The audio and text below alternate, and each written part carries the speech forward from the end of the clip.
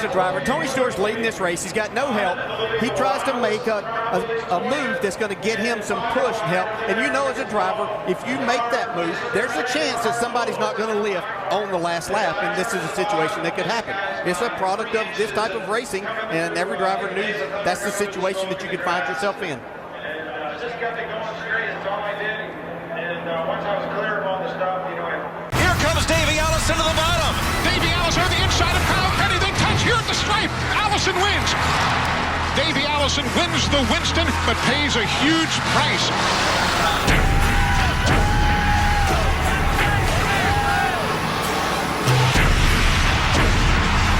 It was like watching a foot race, and everybody's running for the tape.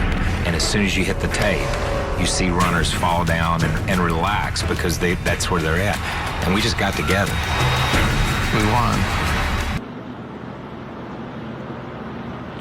Let's go back and take another look at what happened to Mike Skinner. Goes down the corner, and we've talked about the right front tire. I guess he cut it down. It goes flat. And we've talked about there's nothing you can do except go straight in the wall. There was a right side window coming out. And this car, folks, we've seen race cars torn up and the body fly off of them. This car is junk. This car is destroyed. Looking ahead now from Dale Jarrett. Right there, you see the tire go down, see the smoke, and you see how fast that thing goes up the racetrack. That has destroyed two cars and may have destroyed Benson's chances for running on Sunday. Let's have a look. Okay, there you see Schrader's car, the number 33, get loose as it goes into the turn. It turns sideways and heads to the wall head on. And when he hit the wall, he back into Benson there, the 26 car. You can see it spinning round and round.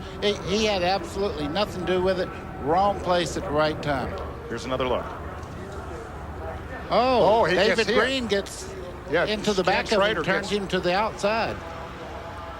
You'll see Tina Gordon get sideways exiting the corner. Does a nice job of not spinning out, but just can't ever control the truck, Phil. Never can catch up to it. Now she's got the brakes locked up to try to stop that truck, but she stops in the middle of the racetrack. There comes Rick Crawford right behind Dennis Setzer in the 46 truck. Could not see her, never saw her. Clipped her, turned her in front of Hank Parker Jr., who made severe contact on the inside, and it kind of slid down to the inside wall. And Hank would have missed her had Rick not hit her, but Rick hit her, bounced her over in front of Hank, and then Hank just took a terrible shot head on right into the left front corner of Tina's truck. You can see there. Ooh. Whoa, and you could hear it too. See, Rick couldn't see. Rick was right behind another truck. He peeked out behind the other truck to see what was going on. Boom, there's that Tina. That's Dennis Setzer, the black truck. He gets by, and then Rick comes along. He was just peeking out to take a look and made some hard contact. And that turned her towards the inside of the racetrack where Hank Jr. was, and he made some hard contact. Nice. Take a look at what happens to Rick Crawford. Whoa, he hit the outside wall there.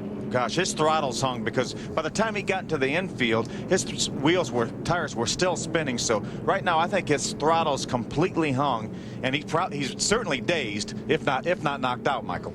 It's just you're going so fast. I mean, he wrecked over there in the middle of the back straightaway. He's clobbered the wall since then, and just now comes to a stop.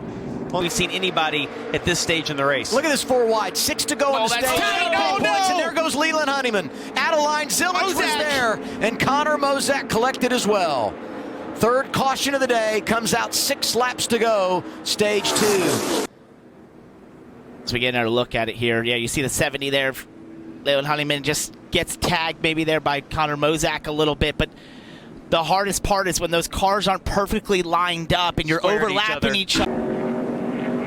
Is that the 47 car? Yeah, I believe it is. Billy Standridge. Billy Standridge. He's going to touch Rick Mast. Touched him just a little bit, sent him around right in front of Bobby Labonte. Bobby tried to get slowed down, tried to spin sideways into him, and you watch those cars go down across the track. Labonte gets hit hard by, was that Jeff Lodive? That was Dick Trickle that hit Labonte really hard. And Rick Mast went down and caught the inside wall hard. Yeah. There's Reddick high in turn 4 loose. Just about has his truck saved, and along comes Theriault. Look at that right front tire. Yeah, really nothing Austin can do. At all. And Tyler Reddick, he was just fighting to regain control of his truck. I don't know. We didn't see if anything maybe clipped Reddick and sent him sliding sideways. We just caught it as he was up there fighting for control of that truck. Oh, that's so scary. It's such a sick feeling for Tyler, watching his teammate turn into the outside wall right in front of him. What a great sight that is right there now. Oh, I know his bell's rung, but it's great. He hit it a ton. Look way on the right side of your screen. There he is. Did he and Waltrip maybe make contact? I think so. I think he got into the right rear corner of the 5 car, turning Terry sideways, and then Terry made contact later on trying to get the car back straight. He hit Waltrip, and both of them get around like that. And I wasn't kidding about Michael Waltrip in the Boston Marathon. He passed 4,000 runners, completing the 26.2 miles in Boston. I was impressed, first of all, that he entered it, and then that he finished it.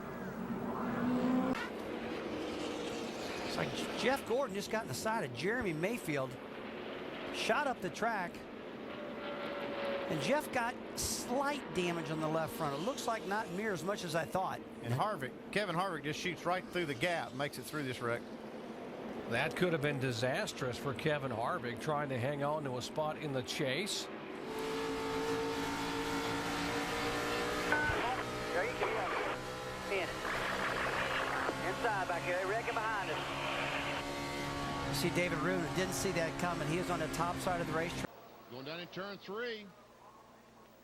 Earnhardt he starts on the outside of that car, and his second groove just isn't there right yet. He tries to go on the outside of that car and could not quite make it.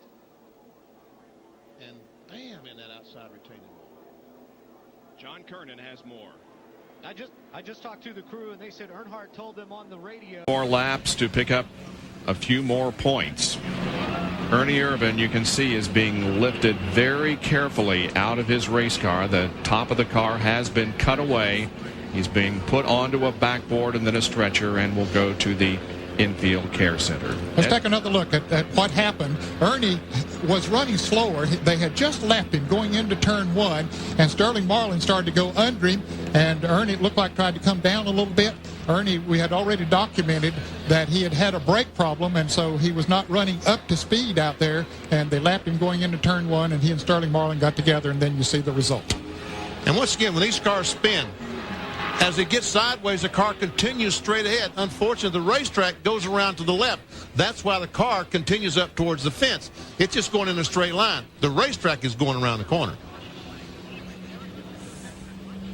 You can see Ernie's car taking very hard shots there from both Trickle and from, oh, there's the impact that Trickle had, and then Mark Martin comes along and hits him hard too. So